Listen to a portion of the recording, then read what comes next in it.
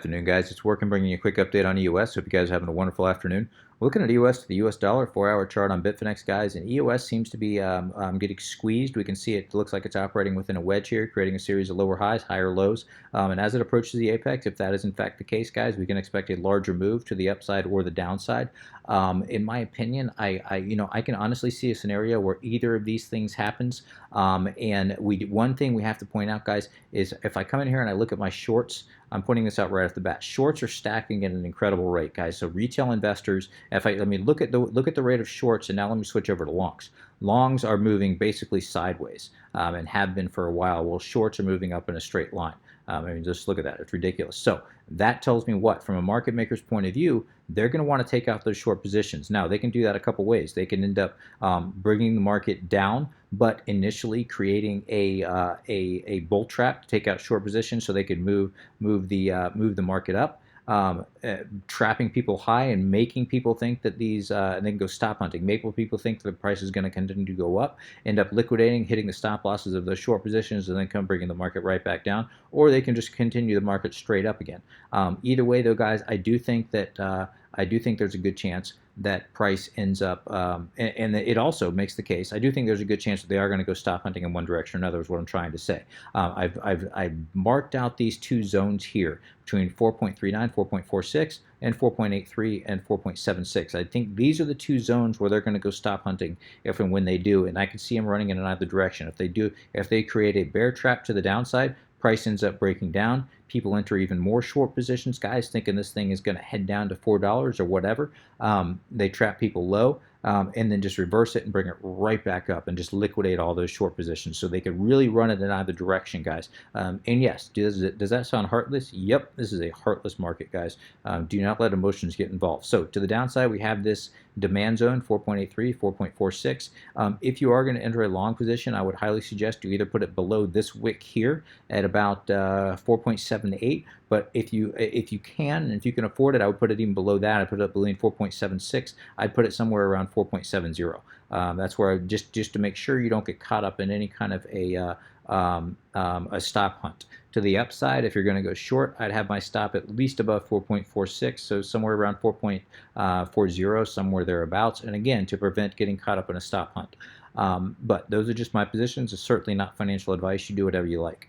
I'm personally going to sit back on the sidelines and not play this at the moment. I say that because I love to play wedges. As you guys know, guys, that's my favorite thing to play, but I'm just not convinced of this particular wedge because it hasn't been tested enough times to make me comfortable. However, if we do come up, if it gets tested again and coming right back down, at that point, guys, then yes, I may end up playing a position here, and we have to wait and see how this ends up playing out.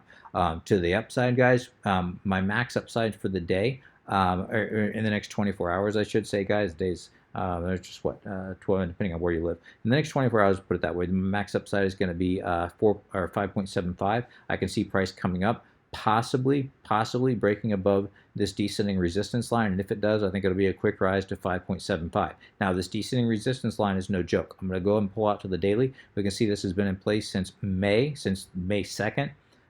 So what is that? May, June, July, August. So 4 months now.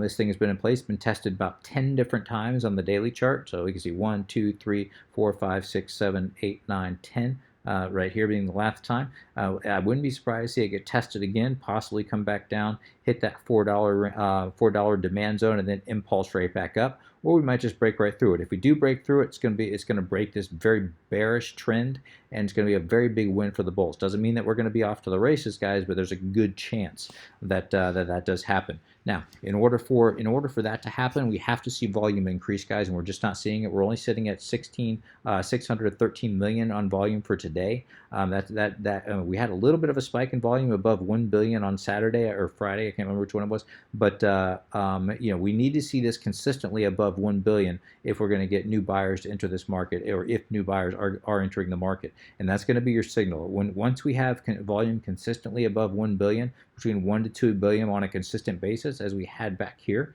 just every day was above 1 to 2 billion every single day. 3 billion. There's a couple here. We're hitting 4 billion. Once you start seeing that kind of volume, guys, then you're going to know that the bull market is back. Until then, guys, this is just not a sustainable. We don't have anything that's going to indicate a sustainable bull run. But doesn't mean it can't. Doesn't mean we can't at least break up temporarily, and that doesn't mean that that breakout could snowball a bull run and lead buyers into flooding the market, and again snowball the bull run that we're all waiting for. So to the upside, guys, if this thing does break out, and if we get past this, the top of this 4.46 zone, I think that it'll break 5.50 because that's been weakened back here when it broke up above this. So I think it'll be a quick rise to 5.75. To the downside, if we do end up breaking below this 4.76 demand zone, this small little demand zone here, I think the next stop is going to be 4.57. If that breaks, which it might, because we can see that it was weakened right back in here, guys. So if this does break, I think it'll be a quick drop to at least 4.28. And if that breaks, it'll be a quick drop to $4. And I actually would like to see it hit $4, guys, because that is a strong, there's a lot of buy orders sitting down here, and I think that could spark the bull run that we're all waiting for. But let's wait and see how this ends up playing out, guys. I'm not saying that that's going to happen. If we look at our moving averages, this is on the 4-hour.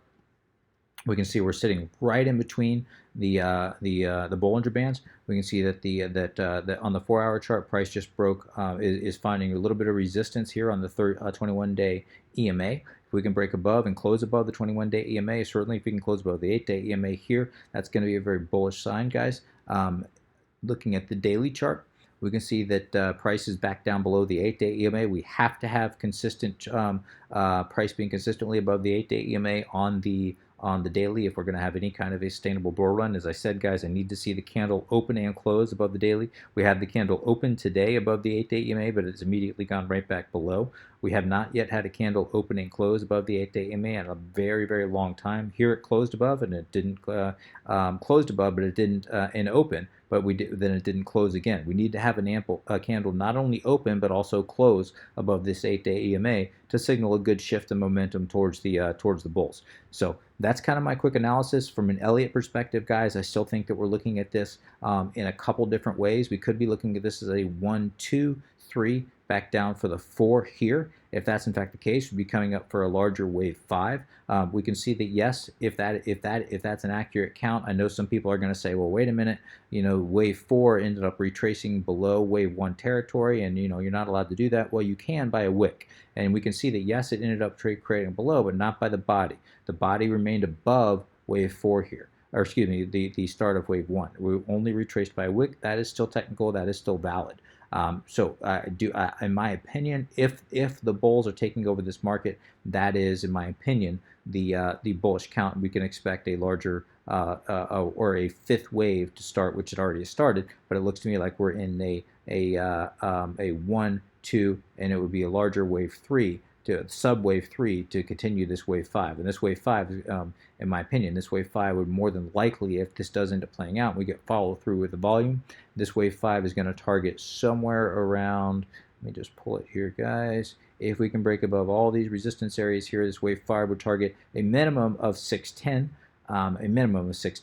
But if we can get a volume follow through, guys, it could be higher than that. But for now, guys, a minimum of 610 would be the target for our 5th wave. So let's wait and see how this ends up playing out, guys, and that's if that's a valid count. I'm not saying it is. We could be looking at this. If I zoom in here on the 1 hour, I could count this entire thing as 5 waves up, and that would put us in an ABC correction. I could count this as a 1, 2, 3, 4, an extended 5th wave. If that is in fact the case, oftentimes in an extended 5th wave, we have a larger correction. So we could be looking at this entire thing as an ABC. So something like an A, B, and down for the C again. That would count a possible breakout. I could see a price breaking down, creating a bear trap, and then creating a flat of some sort, and then coming right back up.